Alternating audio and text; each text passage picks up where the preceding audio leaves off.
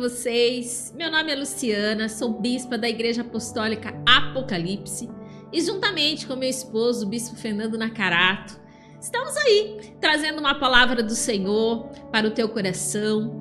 Quero te pedir, se você não é inscrito no nosso canal, se inscreve no nosso canal e compartilhe essa palavra com alguém. Seja um evangelista de Deus. Porque eu tenho certeza, querido, que é a palavra do Senhor. Ela jamais volta vazia. A palavra do Senhor, quando ela é liberada, eu tenho certeza que de alguma forma Ele vai falar com alguém. Não porque nós somos bons, não é nada disso, mas porque o Senhor é bom e a sua palavra é eficaz. Amém? Glória a Deus. Deixa eu dividir uma palavra com você hoje. Olha, essa palavra... ela é muito antiga, obviamente, porque a Bíblia é um livro muito antigo. Mas é uma palavra tão atual para os dias de hoje. Vamos comigo lá, no Salmos 73. Ele fala assim o título, a prosperidade dos ímpios. Vamos lá, diz assim, ó. No Salmo 73, tá? No verso de número 12. Eis que esses são ímpios e prosperam no mundo e aumentam em riquezas. Na verdade, em vão tenho purificado o meu coração e lavado as minhas mãos na inocência, pois todos os dias sou afligido e castigado a cada manhã. Olha que palavra! Eu, sinceramente, eu acho maravilhoso esse salmo. É algo muito atual, né? É algo muito que acontece nos dias de hoje. Vamos lá, só para você entender o contexto. O salmista aqui, ele estava falando exatamente da prosperidade dos ímpios. Quem é ímpio? Ímpio não é uma pessoa que ela não é evangélica, que ela não é católica.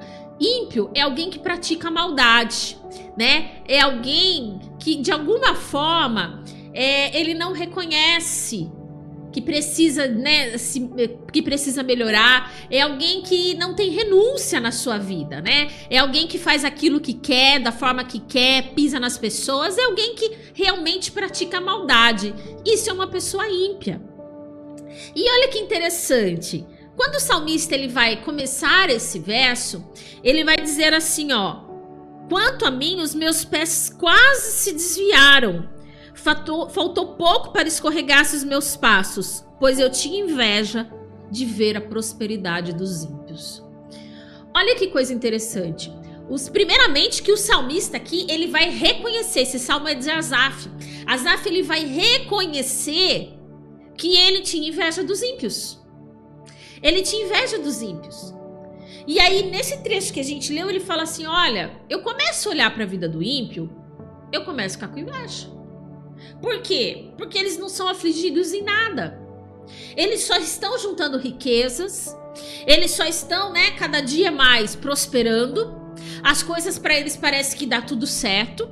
Parece que eles só vivem no bem bom. E eu, que tenho renunciado, tenho lavado as minhas mãos, tenho tentado me purificar, todos os dias que eu levanto é uma luta. Então o salmista, ele estava falando, não é justo, poxa vida, né? Eu que tenho tentado fazer tudo certo, que tenho tentado levar uma vida justa, para mim tudo é uma luta.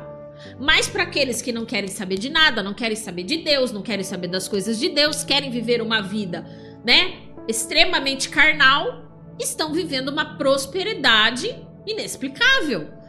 Então ele começa falando isso no Salmo, que ele ficou com inveja. Ele fica com inveja, né? Não é justo isso. E é interessante que isso realmente é uma verdade. Você quer um exemplo? Pega aí uma pessoa que ela pratica maldade. Maldade o quê? Ela pratica um crime, é uma pessoa que não está muito aí com a lei, é uma pessoa que não está muito aí com os princípios de Deus, é uma pessoa que não quer saber de nada. Você pega a vida da pessoa, a pessoa tá onde? Ela tá curtindo na praia, ela não trabalha, ela não faz nada, né? E tá aí, ó, só desfrutando, né? Às vezes vive uma vida criminosa, praticando crimes e tá aí, ó, só ganhando dinheiro e só prosperando. E aí a gente começa a olhar e começa a falar, poxa vida, não é justo. Eu que levanto cedo, trabalho, né, o dia inteiro, ralo pra caramba, não consigo, né, comprar 10% do que uma pessoa dessa está comprando, está ostentando, né? Muitas vezes até nas redes sociais. A pessoa está ostentando uma vida que eu jamais vou conseguir ter, né? Então aí a gente começa a pensar, fala, poxa vida, mas será que vale a pena mesmo? Será que vale a pena mesmo eu ser honesto? Será que vale a pena mesmo eu ter uma vida pautada nos princípios de Deus? Porque pra mim não consigo nada. E essas pessoas que muitas vezes vivem na desonestidade, vivem enganando os outros, tá vivendo uma vida maravilhosa e nada parece que acontece com eles. Parece que não há consequências. Então o salmista, ele estava falando exatamente isso, ele estava expressando essa indignação, porque essas pessoas viviam uma vida muito tranquila, né? Nada acontece com eles, enquanto nós, que muitas vezes estamos aí tentando buscar nosso lugar ao sol de uma forma honesta, né? Tentando seguir aí os princípios de Deus, porque perfeito nós não somos, né? Todos nós somos pecadores, mas tentando ao máximo viver aquilo que Deus nos ensinou. E aí a gente é só luta atrás de luta, é eita atrás de eita, como diz o povo, né? E aí? E aí? E o salmista vai dizer: os meus pés quase se desviaram quando eu comecei a olhar para essas coisas. Os meus pés quase se desviaram. Eu quase saí da presença de Deus quando eu comecei a olhar essas coisas. Mas daí, olha que interessante, ele vai dizer aqui, ó. Até, no verso 17, até que entrei no santuário de Deus. Então, entendi o fim deles. Certamente tu puseste em lugares escorregadios e tu os lançaste em destruição. Olha que tremendo isso. O salmista, então, ele começa dizendo que ele tinha inveja dos ímpios. Ele começa dizendo que ele quase se desviou quando ele começou a olhar para essa situação, quando ele começou a comparar, né, a vida que essas pessoas têm, que não querem saber de nada, que vivem uma vida de farra, o que eles conseguem conquistar, e nós que tentamos viver uma vida correta, uma vida honesta, né? Muitas vezes vivemos tantas lutas. Aí ele fala: meus pés quase se desviaram, até que eu entrei no santuário de Deus.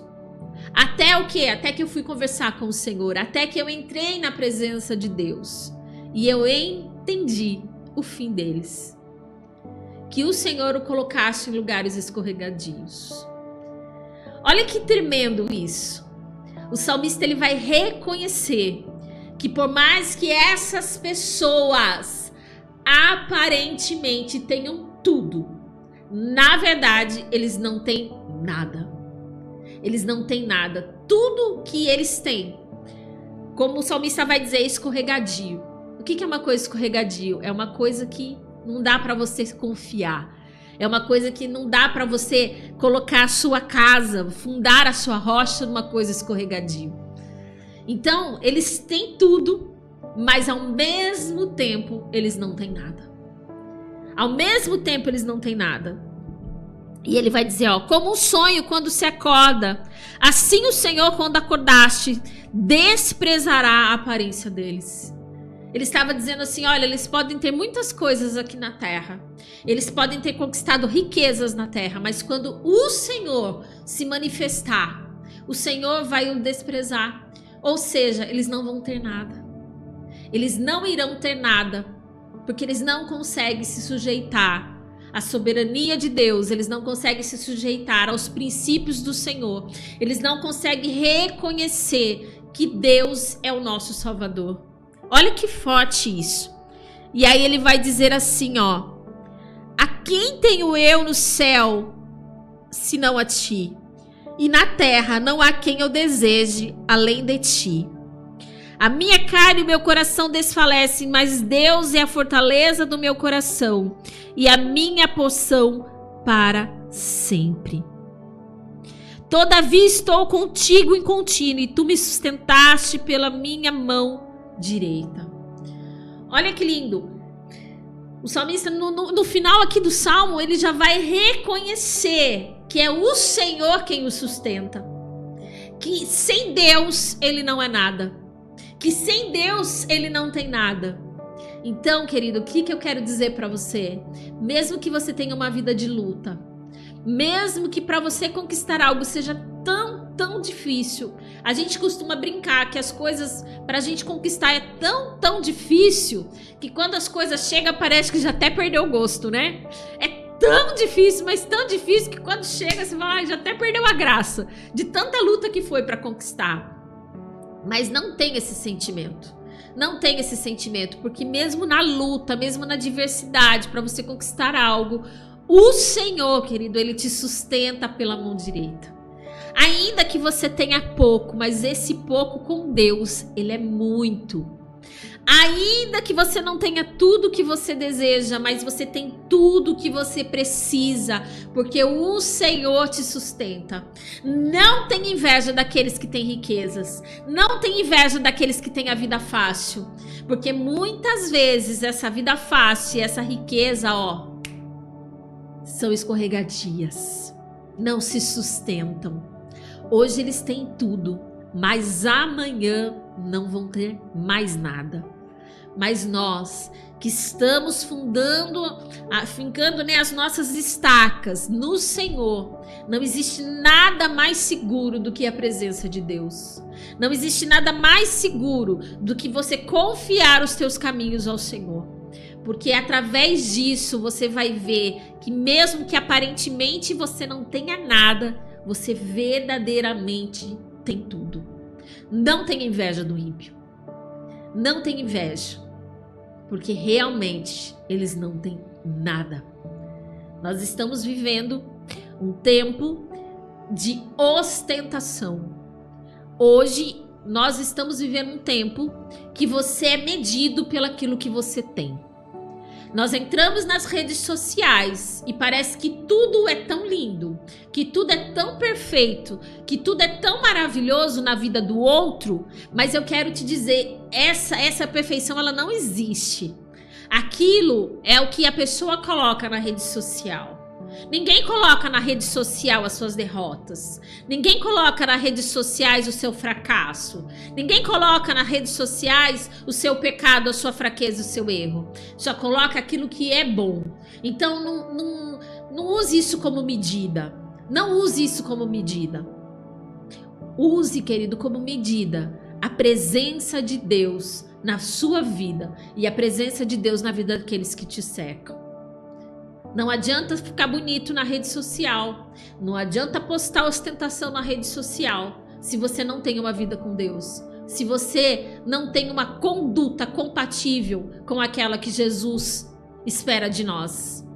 Então, continua na sua luta, na sua dificuldade, continua caminhando com Deus. Não se deixe enganar. Amém? Fica com essa palavra. Até o próximo vídeo. Um beijo, Deus abençoe.